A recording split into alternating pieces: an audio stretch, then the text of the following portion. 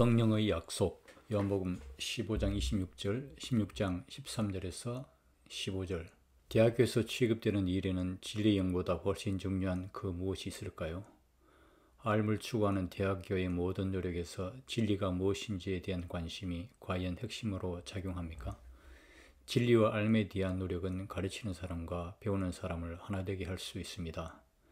가르치는 사람들이 자기의 특별한 목마를 타지 않고 대신 진리의 가르침에 봉사하는 경우에 그렇습니다. 이것은 연구와 학설에서 자유로워진다는 의미입니다. 그런데 배우는 사람은 아주 명백하게 참된 것으로 증명된 학설만을 따라야 합니다. 우리는 아무 판단 없이 배우면 안 됩니다. 그래야 배움을 통해서 독립적으로 판단할 수 있는 능력이 형성됩니다. 우리 모두는 이런 의미에서 배우는 사람들입니다.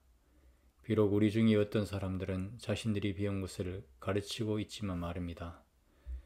물론 생각이 다양하다는 점에서 무엇이 참인지 결정하는 일은 쉽지 않습니다. 이에 대한 최종적인 결정은 많은 경우에 거의 불가능합니다.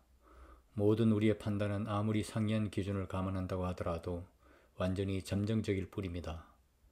바로 이 점에서 근대 학문 이론에서도 체념과 의혹이 광범위하게 확산되어 있습니다.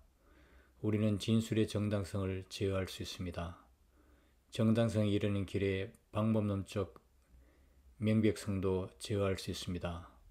그러나 진리를 제어할 수는 없습니다. 따라서 진리는 늘 극도로 위대한 언어로 나타납니다. 더군다나 개인들의 경우에는 모든 다른 진리와 조화를 이루는 것만이 참일 수 있습니다. 따라서 진리는 유일무이한 것입니다. 그렇습니다. 진리는 모든 것을 포괄합니다.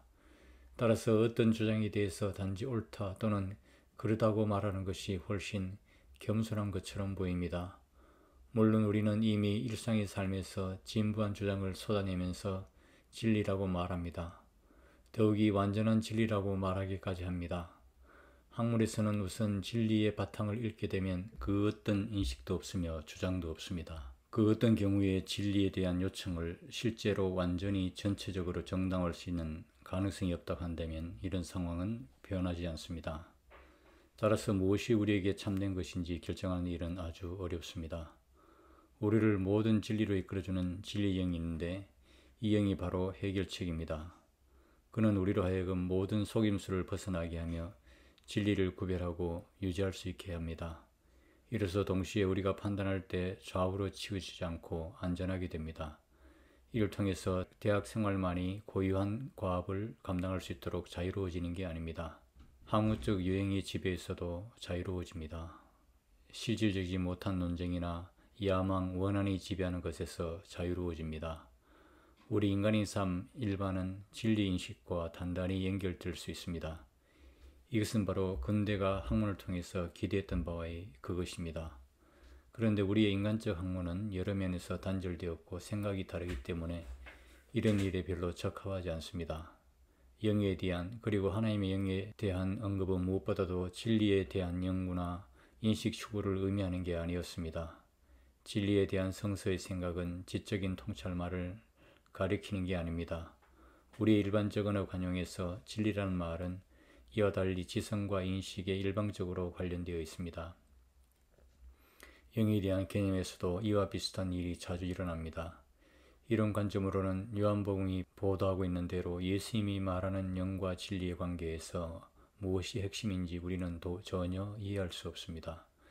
결국 영의 도래가 그리고 진리에 대한 영의 증거가 예수님과 어떻게 관계되는지도 이해할 수 없습니다. 물론 예수님께서만 하나님의 영이 인간에게 주어진다고 약속한 것은 아닙니다. 예언자 요엘의 말씀에는 하나님의 영이 모든 육체에 부어진다는 약속이 있습니다. 모든 인간은 당연히 전체 창조는 이에 참여하게 될 것입니다. 요엘서 2장 28, 29절. 이것은 오늘날 여전히 모든 인간의 영의 인사를 받았다고 말할 수 없음에도 불구하고 교회가 특별한 방식으로 성령 강림 사건에서 기억해야 할 약속입니다. 영의 활동은 우리 기독교인들 중에서도 여전히 성취되어야만 합니다. 바울에 따르면 우리는 이미 영의 완전한 다스림과 능력에 대한 값이 미리 지불된 것입니다. 로마서 8장 23절. 따라서 우리의 생명은 마지막 때에 주어질 요엘의 약속 안에 들어 있습니다. 요엘 예언자에게는 영을 받았다는 것이 특별히 예언의 은사였습니다. 마지막 때 모든 이들은 하나님을 인식하게 될 것입니다. 따라서 세계 안에 있는 하나님의 길을 인식하는 예언의 은사에도 참여할 것입니다. 여기서 예언의 은사를 협의로 생각하면 절대 안 됩니다. 요엘의 경우에 예언의 은사는 하나님 인식을 통해서 특징화된 하나님과의 새로운 관계를 나타내는 것입니다. 요엘이 말하는 하나님 인식은 하나님과의 일치를 포함합니다.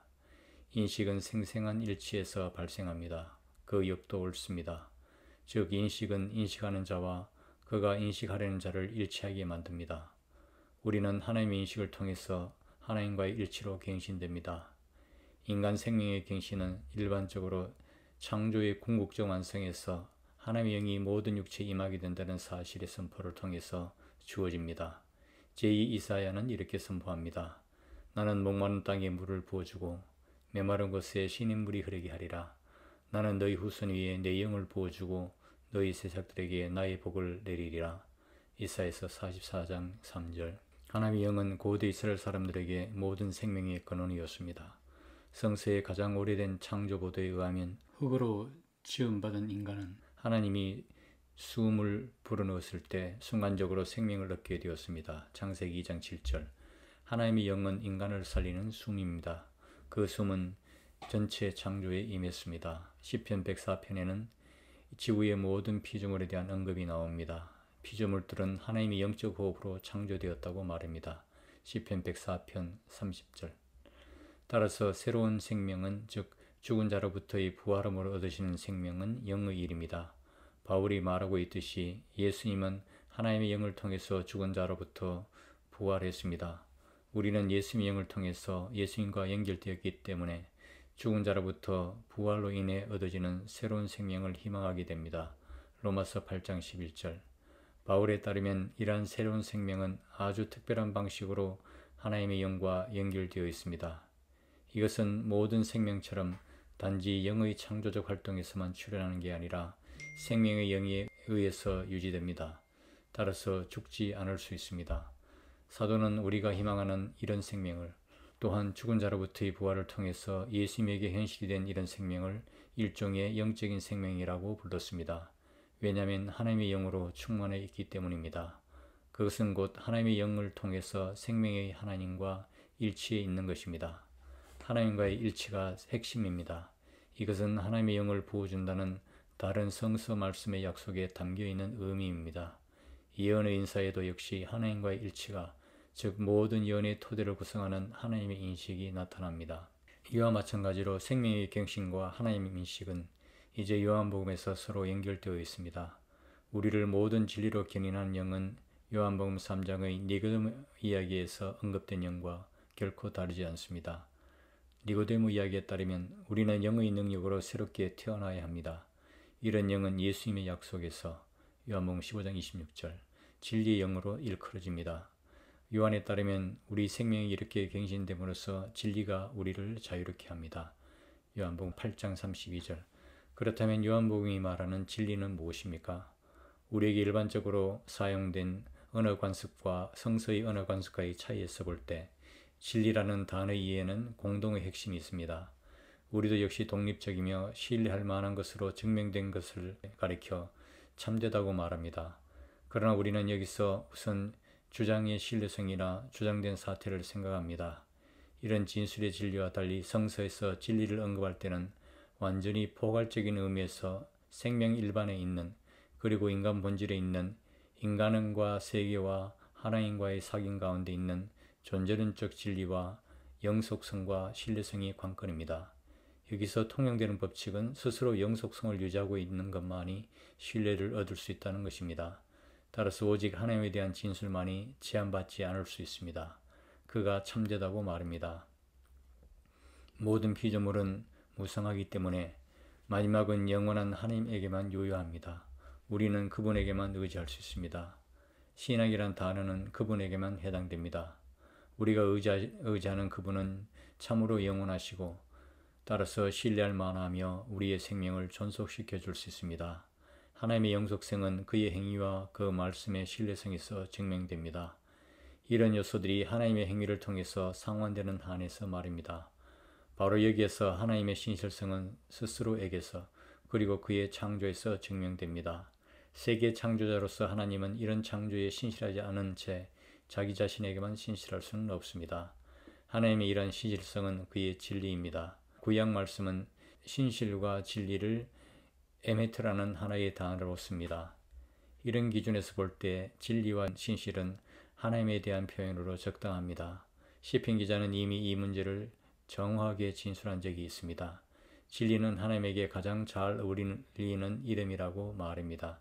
시편 31편 6절. 요한복음에 따르면 예수님은 자신이 진리를 증거한다고 했습니다. 우리는 이제 이미 이 말이 무슨 뜻인지 이해할 수 있을 것입니다. 예수님은 빌라도에게 이르기를 나는 진리를 증거하기 위해서 태어났고 이 세상에 왔다. 요한복음 18장 37절이라고 했습니다. 요한복음의 머리말에 육신이 된 말씀으로서 예수님에 대해서 이렇게 진술되어 있습니다. 그의 생명은 은혜와 진리가 충만했다고 말합니다. 요한복음 1장 14절 17절. 이 요한의 머리말에 따르면 이것은 예수님의 영광을 즉 그의 명예를 의미합니다. 예수님에게는 하나님의 신실성이 계시되었습니다. 그의 약속에 대한 하나님의 신실성입니다. 여기에 바로 창조에 대한 신실성이 있습니다. 따라서 요한복음의 그리스도는 자기 자신을 가리켜 진리라고 말합니다. 요한복음 14장 6절. 예수님에게서 하나님의 약속이 성취되었습니다. 왜냐하면 하나님이 예수님을 통해서 우리와 함께 하시며 우리는 예수님을 통해서 하나님과 함께 하나가 되며 이로써 생명과 구원을 얻기 때문입니다. 우리는 진리에 대한 예수님의 증언들과 예수님을 진리로 간주하는 모든 말들을 아버지가 진리의 영을 보내서 예수님을 증거할 것이라는 약속과 함께 들어야만 합니다. 진리의 영은 하나님의 약속이 예수님에게서 성취되었다는 사실을 증거할 것입니다. 이로써 이 영은 진리의 영으로 증거될 것입니다. 물론 기만과 속임수의 거짓 영도 있습니다. 우리를 시험에 들게 하고 우상 숭배에 빠지게 하는 거짓 영 말입니다. 하나님의 영은 하나님의 신실성을 증거하고 자신의 약속에 대한 신실성을 증거하는 데서 확증됩니다. 따라서 이 진리의 영은 아들로서 예수님에게 영광을 돌립니다. 왜냐하면 그에게서 하나님의 약속이 성취되었기 때문입니다. 우리는 대학의 학문적인 삶으로부터 진리에 대한 탐구로부터 멀리 떨어져 나가지 않았습니까? 예수님 안에서 이루어진 하나님의 약속의 성취는 대학의 탐구와 학설 가운데 있는 진리추구와 어떻게 연관되어 있습니까? 복음서의 증언에 따르면 예수님은 영에 대해서 이렇게 말씀했습니다. 또 그분은 나에게서 들은 것을 너희에게 전하여 나를 영광스럽게 하실 것이다. 그리고 이어서 결정적인 언급이 나옵니다. 아버지께서 가지고 계신 것은 모두 나의 것이다. 그래서 성령께서 내게 들은 것을 너희에게 알려주시라고 내가 말했던 것이다. 아버지께서 가지고 있는 모든 것은 아들의 영광을 위한 것입니다. 즉 예수 그리스도 안에서 하나님의 약속이 성취된 것입니다. 이런 다음과 같은 의미입니다. 아버지의 전체 창조는 모든 피조물들이 의지하고 있으며 눈여겨보아야 할 전체 창조가 예수님 안에서 이미 시작되었다는 사실을 증거하는 일에 집중될 것입니다. 모든 피조물들은 창조주이신 하나님과의 일치에 의존하고 있습니다. 따라서 모든 피조물들은 영혼을 갈망하며 무상성의 짐에 눌려 있습니다. 그러나 하나님의 영을 통해서 살아가는 한에서 피조물들은 이미 현재 하나님의 생명에 참여합니다. 따라서 하나님의 영은 우리를 모든 진리로 이끌어줍니다. 하나님의 진리로부터 나오는 반사광을 피조물들에게 인식할 수 있도록 이끌어줍니다.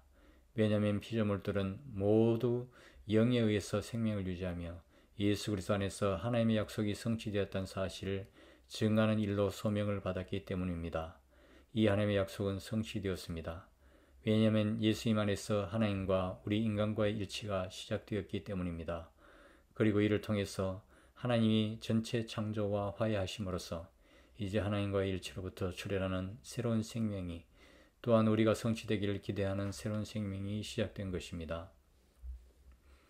대학 생활의 연구나 학설과 우리를 모든 진리로 이끌어 주시는 하나님의 영 사이에 물론 연관성이 있습니다. 모든 피조된 현실성의 진리는 무엇보다도 우선적으로 우리가 예수 그리스도에 대한 즉 예수 그리스도 안에서 일어난 창조의 완성에 대한 그 현실성의 증거를 듣게 될 때 완전히 인식됩니다. 그때 우리는 단지 정당성에만 머무는 게 아니라 피조 세계에 있는 진리를 인식하게 됩니다. 즉 하나님에게서 나오는 진리의 광채가 창조활동에 임하는 것을 인식하게 됩니다. 아버지가 갖고 있는 모든 것은 아들의 영광을 드러냅니다. 사도 바울이 언급하고 있듯이 로마서 8장 22절 무상성이라는 멍에 밑에서 신음과 진통으로 시달리는 모든 피조물은 하나님의 자녀가 누릴 수 있는 자유를 죽음의 멍에로부터의 해방을 갈망하고 있습니다. 그런데 이것은 예수님에게서 일어난 사건인 죽음과 부활로 인해서 시작되었습니다. 따라서 우리 기독교인들은 이미 지금 하나님과 그의 신실성을 그의 행위에서 인식하도록 가르치는 영을 받을 수 있습니다. 우리 모두는 세례와 복음의 말씀을 통해서 영을 받았습니다. 물론 영은 우리가 기도함으로써 다시 거듭해서 우리에게 오십니다. 즉 예수님과 더불어서 이미 시작된 창조의 구원이 완성된다는 의미에서 기도해야 한다는 말씀입니다. 영이 활동하시도록 우리가 기도함으로써 진리를 인식하게 됩니다. 또한 우리는 기도함으로써 하나님 나라에서 이루어지게 될 일치를 얻을 수 있습니다. 이 일치의 완성은 우리가 기다리고 있는 것이며 예수님이 제 아들과 나눈 성만찬의 징표에서 우리에게 이미 현재적으로 축제가 된 것입니다. 1986년 5월 11일 뮌헨 마르스쿠스 교회 대학 예배